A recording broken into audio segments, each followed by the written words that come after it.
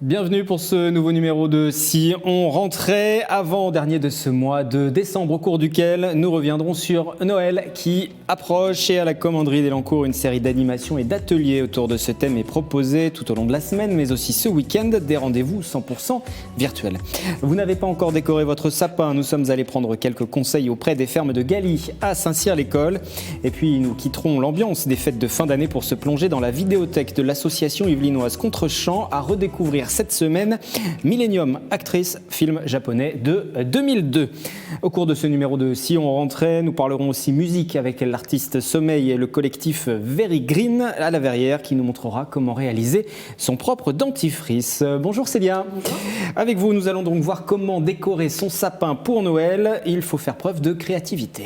Oui, alors je me suis rendue donc aux fermes de Galy à Saint-Cyr-l'École. Là-bas, un chalet de Noël a été construit pour l'occasion avec énormément de décoration pour votre sapin et votre intérieur. Alors pour décorer ce fameux arbre de Noël, il y a 4 étapes et la première, c'est la guirlande électrique. On commence généralement par le bas, de telle sorte que la rallonge soit pratique à brancher sur le secteur, sur la prise électrique.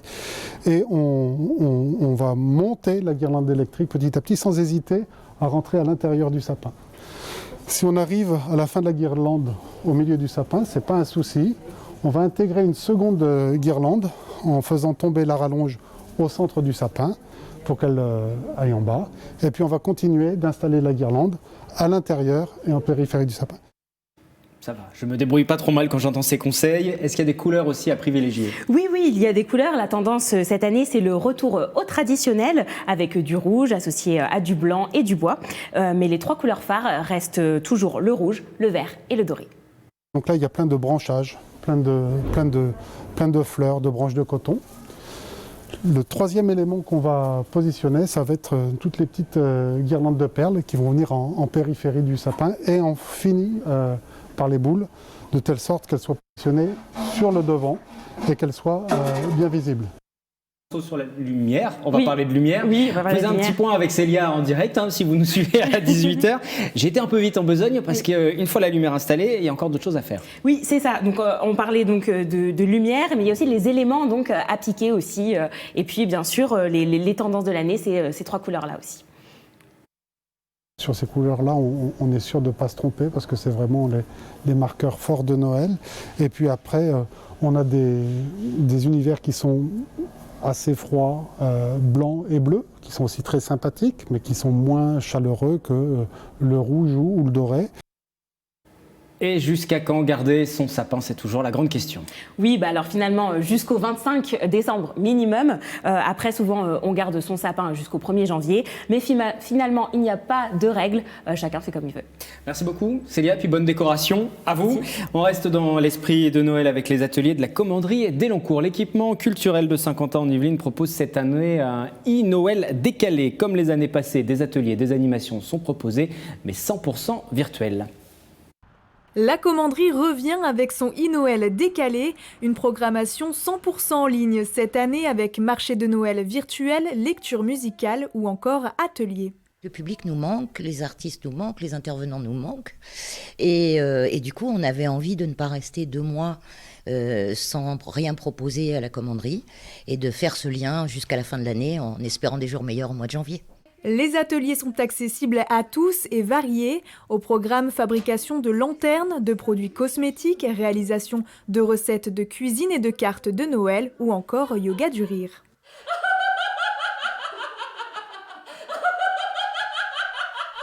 Des ateliers pour les enfants, des ateliers pour les adultes, parce qu'on a eu envie de concerner tous les publics. Et donc voilà, il suffit de s'inscrire, de choisir un ou des ateliers. Pour certains ateliers, le public vient chercher des kits, puisqu'on leur a préparé tout le matériel pour pouvoir réaliser leur fabrication en même temps que l'intervenant en direct. 10 connexions au maximum sont possibles par atelier. Une fois inscrit, un mémo est envoyé aux participants indiquant l'heure et un lien pour se connecter. On se retrouve ensemble en visio, comme on a appris à le faire depuis quelques mois, d'être tous en visio. Voilà, on a tout organisé pour pouvoir les accueillir virtuellement à la Commanderie. D'autres ateliers auront lieu ce week-end, fabrication de mangeoires à oiseaux ou encore emballage cadeau. Il est encore possible de s'y inscrire. Programme et réservation sur le site de la Commanderie.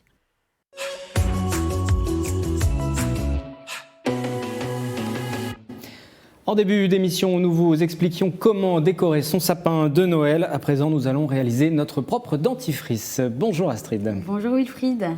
Alors oui, effectivement, je suis allée chez Valérie Klein de l'association Very Green. Elle m'a présenté sa recette de dentifrice et vous allez voir, c'est très simple. Je vais commencer par mettre 30 g de blanc de meudon dans un pot en verre qui a été stérilisé. Ça, c'est important. Quand on fait des cosmétiques à la maison, d'abord, on stérilise toujours ces petits pots, ces ustensiles. Alors ensuite, à ces 30 grammes, il faut ajouter 5 gouttes d'huile essentielle. Ça peut être de l'amande poivrée, du citron ou même du titri, qui lui est antiseptique. Et la recette est finie, déjà. On pourrait, mais on peut aussi ajouter des propriétés au dentifrice. On a tout un tas de propriétés qu'on trouve notamment dans les plantes. Et des plantes, en fait, on en a partout. Et elles sont pleines de propriétés. Donc c'est vraiment très intéressant. Notamment, donc on a le thym et le romarin, qui sont des plantes antiseptiques, antibactériennes. Alors il y a aussi la sauge qui a un côté désinfectant et cicatrisant, le plantain ou encore l'ortie qui elle est bien connue pour ses vitamines et son côté minéralisant. On peut faire un mix donc de toutes ces plantes qu'on réduit en poudre et donc ajouter 10 g de cette poudre à la préparation. On ajoute un tout petit peu de bicarbonate de soude sur une pointe de couteau par exemple parce que ça permet de saliver. À ce niveau-là, votre recette de dentifrice elle est terminée. C'est-à-dire que vous prenez votre brosse à dents, vous trempez votre brosse dans l'eau et vous l'appliquez comme ça sur la brosse à dents. Vous vous brossez les dents avec ça. Alors Valérie conseille, pour permettre une transition plus facile entre le dentifrice du commerce et le dentifrice maison, d'ajouter encore 2 ingrédients pour avoir un effet un peu plus pâteux comme on a l'habitude. De la glycérine végétale bio, c'est très important, et un peu d'eau. Donc pour la glycérine, il ne faut pas dépasser 10% du grammage de la préparation. Donc si on a 40 grammes de préparation, il faut ajouter entre 3 et 4% de glycérine. Il faut faire un peu de mathématiques pour ne pas se tromper, bien sûr. Merci beaucoup Astrid. Et pour ceux qui veulent revoir aussi votre chronique sur comment réaliser sa lessive maison, rendez-vous sur notre site internet, rubrique replay, dans les archives de Si on rentrait. Et c'était également avec l'association Very Green qu'on remercie. Contre-champ, association de programmation et d'éducation à l'image dans les Yvelines, nous invite à présent à redécouvrir l'un des chefs-d'œuvre de l'animation japonaise. C'est notre page 7e art aujourd'hui. On a eu envie de vous présenter un film qui était une véritable célébration du cinéma. Ce film, c'est Millennium Actress, un film d'animation japonais réalisé par Satoshi Kon en 2001. Millennium Actress, cette actrice millénaire, c'est Chiyoko Fujiwara, qui est une actrice de fiction, une actrice de l'âge d'or des studios japonais. Et cette actrice, personnage principal du film, est retirée, isolée dans sa maison depuis près de 30 ans. Elle va accepter la visite et la demande d'interview d'un journaliste qui, accompagné de son caméraman, va assister au récit de la vie, en même temps que le spectateur, de la vie de cette actrice. Le film est une plongée vertigineuse et époustouflante visuellement dans l'histoire du cinéma et du cinéma japonais.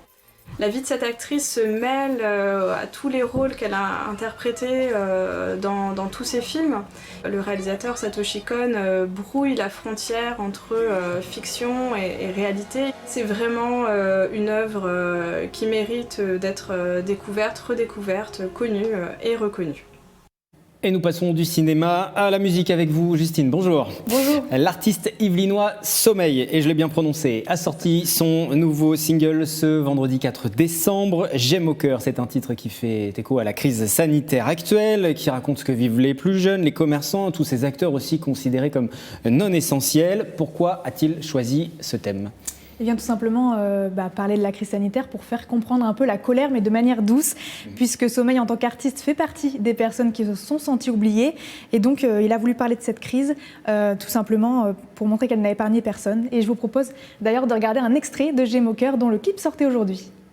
Génération mise à l'amende, génération qui va payer. 135 raisons d'être tendre, mais tu préfères nous aligner. La crise est violente et le dur, elle est plus douce à l'Élysée. Il ne marche pas dans nos chaussures, ne dorme pas sur le pavé. incroyable. Son but avec J'aime au cœur, c'est d'encourager chacune et chacun à agir pour ne plus subir cette crise. C'est vraiment un appel à tous les secteurs oubliés, à toutes les personnes qui se sentent donc oubliées aussi, de se réveiller et de devenir acteurs de cette crise et non plus la subir. Et ce nom de J'aime au cœur, Mockingbird, il vient d'où ? Exactement, donc ça vient d'Hunger Games, vous l'avez bien compris. Donc c'est un oiseau qui est dans le film, qui symbolise la rébellion justement dans Hunger Games. Et donc c'est un symbole qui l'a inspiré. Ici son message, c'est qu'on est tous moteurs de cette crise sanitaire et qu'il ne faut pas absorber les informations sans les comprendre. Même si j'appelle à comprendre cette épidémie, à comprendre le fait qu'il faut faire des gestes, il ne faut pas faire des gestes sans raison et il faut être acteur et comprendre les choses et ne pas se laisser dicter les choses. Et donc là, son single vient de sortir, un album est en préparation aussi. Exactement, et il sera composé de 10 titres, il sortira au printemps 2021 et puis il faut savoir qu'il a lancé sur une plateforme, donc Ulule, une campagne de crowdfunding pour financer tout ça. Et puis il est déjà à plus de 90% de son objectif quand même, donc si vous voulez participer, il y a le lien qui s'affiche en bas de l'écran. Ulule.com et c'est Sommeil pour le nom de l'artiste. Merci Exactement. Justine et merci à vous d'avoir suivi ce Si on rentrait, peut-être l'un des derniers, on l'espère, si finalement mi-janvier, maintenant avec les dernières annonces qui ont été faites, nous pourrons de nouveau retrouver le chemin des salles de spectacle et un petit peu plus de liberté. En attendant, protégez-vous, protégez les autres et à très bientôt sur TV78.